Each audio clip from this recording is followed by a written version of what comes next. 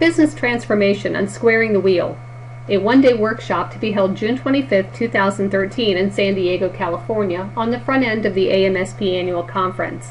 This is an interview between AMSP's President and CEO, Ken Garner, and two of the instructors for the workshop, Dr. Joe Webb and Wayne Peterson. In this interview, they will explain what the workshop is, how it is unique, and what it can do for your business. Thank you for joining us today, and we hope we'll see you in San Diego. Hello, everyone. This is Ken Garner, and I'm speaking to you from AMSP headquarters. And given the marvels of modern communication capabilities today, I'm joined by two of the three presenters that are behind the development and presentation of content related to the workshop that will precede our annual conference, the one-day workshop on business transformation and unsquaring the wheel. The presenters, I think, represent a wealth of understanding and knowledge about our industry and have a long history of adding value in terms of helping individuals and companies attain the best performance that they can possibly attain. Today, joining me is Dr. Joe Webb, and I think most people know of Dr. Joe and his history and his background, and Wayne Peterson, who is a principal with Black Canyon Consulting. Again, Wayne has a long history of successful consulting and helping companies and individuals become the best they can be. And Chris Bondi, who is with RIT and has a similar kind of history and pedigree, is not able to join us today. But we want to spend a few minutes talking about the workshop and the content and why it's an appropriate investment of your time and money. And let's begin first with the title, Business Transformation, Unsquaring the Wheel. And so it's a unique title. And so the first question I have for you guys is, where did Unsquaring the Wheel come from, and what does that really mean? The name Unsquaring the Wheel comes from lots of conversation and effort that Chris, Joe, and I have had around trying to communicate that fundamentally everything is changing for graphic communications companies who are trying to invent substantial futures for themselves. And the fact that if the whole business enterprise doesn't work cohesively, then fundamentally it's almost like trying to drive down the road on a flat tire or drive down a road on a square wheel. There's a lot to this, and as we started exploring the various aspects of it, what emerged out of that real quickly was a model that the three of us working in concert created, trying to do two things. One was to be as comprehensive as possible in terms of looking at aspects of an enterprise that are affected by transformation, and then secondly, working to make it scalable. So the unsquaring the wheel term really came from us creating this model that we started representing for ourselves as almost like a wheel with 9 spokes, 3 primary and then support spokes. And then as we were playing with it, started looking at it from the standpoint of, okay, well, how is this different from where companies are now? And we realized what we're talking about is a change fundamentally in business models that goes from something that is very simple and has outlived its effectiveness to something that's got to be more conscious and more integrated. And so it was a late byproduct of the effort that we had going on. We were deep in this process for at least 6 months before that surfaced. Okay. Obviously, this content, this business transformation content, is kind of vast. And how have you guys organized the content, and what are the specific component pieces of the workshop that you will present? Well, there are 3 major vectors. One has to do with resources, another has to do with operations, and then another with customers. And as we started to look at all the things that are changing in the marketplace and the nature of running an enterprise, all of those factors have to be moved in concert in order to accomplish any real change in an organization. So we each took one of those major sectors, and then each of those sectors, or vectors as we like to call them, are split up into 3 additional pieces. And the idea is that we're going to be looking at where organizations stand in each of those 9 particular areas and determine how they interrelate and how they should interrelate in the future. And this gives everybody a plan of action and prioritization in order to improve their operation to move toward a particular goal or kind of business that they have in mind. So it's a very comprehensive approach, which is, I guess, a large part of the reason why this is a full-day workshop as opposed to having to try to melt this down into an hour and a half to 2-hour presentation. I've also understood that even though the information is so comprehensive, that you have a way of customizing the information and scaling the information to a particular company. How does that work? Well, that really revolves around an effort we've made to create an entirely unique assessment tool. The key in approaching this is the fact that a one-size-fits-all solution doesn't fundamentally work, and that's the second gap that we're trying to address. The first one was, of course, the fact that there are just too many people who are speaking with, a perspective that says if you go do this one thing, everything will be fine, and business owners know that's not the case. So we've tried to be comprehensive, but the second thing is this needs to be scalable and customizable.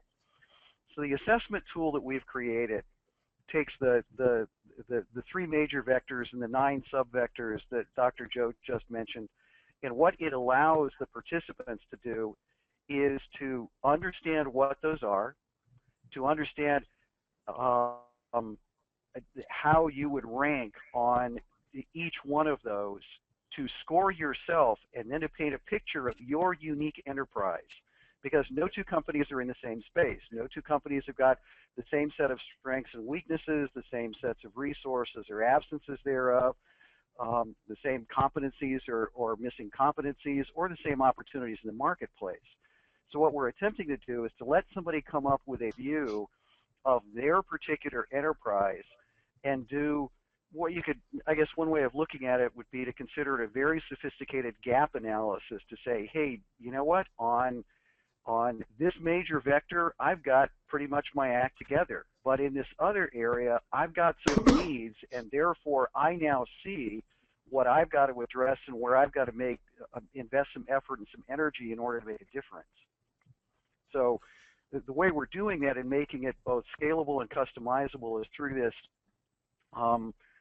rather unique and frankly great fun assessment instrument that we've created. So that's a very unique approach that you're taking. Are there other aspects of the content and the presentation that you consider to be unique and different? Integration is extremely important because every CEO has an area that they consider to be their expertise. And there's also, when you're running a business and in the thick of it every single day, the things that you tend to look for to correct or improve are the ones that are biggest problems at that particular time.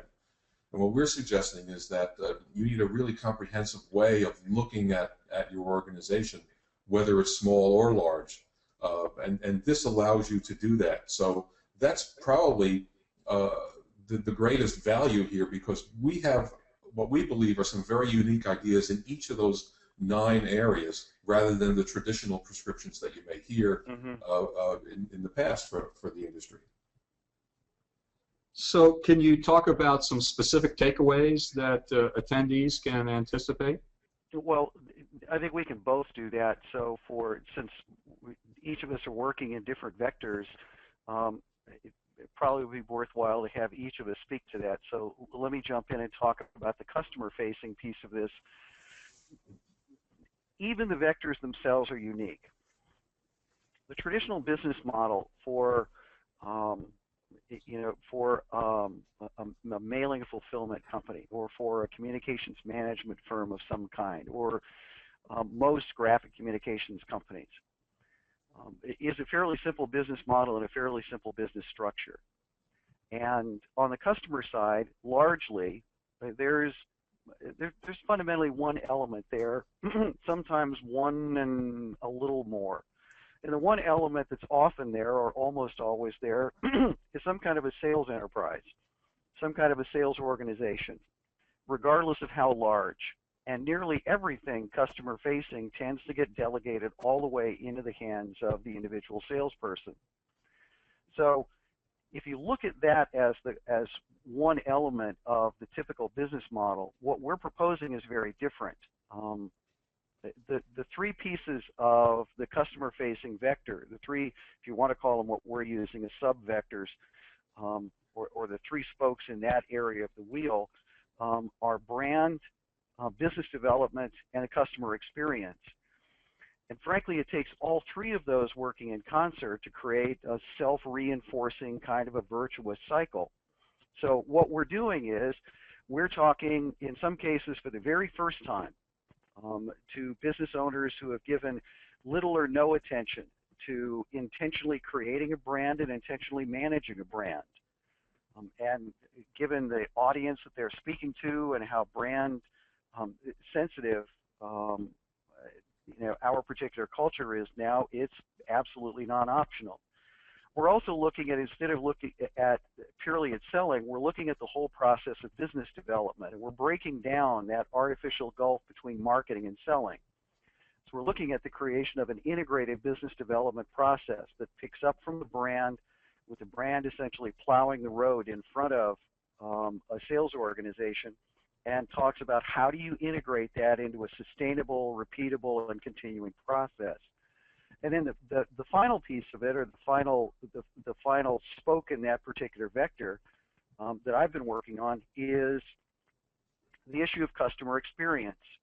How are you delivering on the promises that you're making? What are you doing in order to create long-term, very sustainable relationships with customers that go much deeper than what you probably have had heretofore? And using that so that those customers become raving fans and ultimately then reinforce your brand, because your brand lives in the minds of your customers. So it becomes a self-sustaining cycle. So those three things are not aspects of designing or managing a business that tend to be top of mind, or the first things that the most mailing and fulfillment, or even most marketing service providers are actively talking about at the moment. Talking to them about brand is often a new conversation. Talking about an integrated business development process is a new conversation. Talking about intentionally creating and managing a customer experience is a new conversation. And in the areas where Chris is going to be focusing on of technology and workflow and management of those things, they tie in with the things that I'm discussing, and also that Wayne has just mentioned, because I'm looking at finance. You can't talk about a business without talking about the way all of your resources are gathered together, and the money flows that go through that business. Because in order to create a change in the business, you have to find a way to unwind the previous things that you've done and not cut them off in cold turkey. But you need a plan in order to do those kinds of things, because we believe that we have a vastly different philosophy about capital investment that we will be proposing. And also in the way that we look at the skills of the people we bring into our organization, and the reliance on alliances that all businesses of all sizes are going to have as a way of adapting to changes in the marketplace. So all of these are not the traditional things that you're typically going to hear in conferences specifically targeted toward the one thing. If you go to a human resources conference, you're going to hear about one particular thing about human resources, but you won't have a sense of how it touches all the other areas. And that integration is what's really important in this. Okay, as we wrap up, any final comments about what you think the return on investment will be for those people who are wise enough to make this investment, to spend the day with us talking about these issues and challenges? Well, nobody's going to walk out of the room, Ken, at the end of the day with us with anything less than a really comprehensive and unique look at their own company. There are pieces of this that, as Joe has mentioned, frankly, are anything but conventional. And anybody that knows anything about the three of us, about Joe, about Chris, or about myself, knows that you know, the last thing that you should expect is sort of the conventional jumping up at the back of the crowd, me too sort of feedback or contribution. What's been unique about this for us is that we're excited about this because we really do believe we've got a comprehensive view that we have figured out a way to make very quickly transferable and at the same time immediately actionable. So somebody's going to walk away with a brand new perspective on how to view their company and how to assess their strengths and weaknesses, how to identify the resources and the competencies that they can leverage, and very likely where the gaps exist that may have been slowing down the speed at which they're succeeding in getting marketplace traction and creating a competitive advantage as a result of their transformation efforts. There's nobody that's denying that business transformation is essential. That conversation's over and done with. The question is, how do you turn that transformation effort into an integrated, successful, highly competitive enterprise? And that's what we've been focused on since we started working on this, the three of us together 9 months ago. All right, very good. I would just add, too, that the decision to add this workshop to our conference did not happen by mistake. This content is in direct response to multiple requests on the part of AMSP members for really nuts and bolts guidance in terms of how to start the business transformation process, how to manage the business transformation process. And I've had an opportunity to personally preview the content in the presentations, and I have to tell you, it's spot on. And I really believe that, again, those people who are wise enough to understand the opportunity that exists here and are willing to invest the small amount of money and time necessary will come out of this workshop much better prepared to tackle the significant challenges of business transformation. As you can see, the workshop is scheduled for June 25th, and of course it precedes directly the annual conference for the Association of Marketing Service Providers in San Diego at the Rancho Bernardo Inn. I really appreciate the opportunity to have previewed this for people.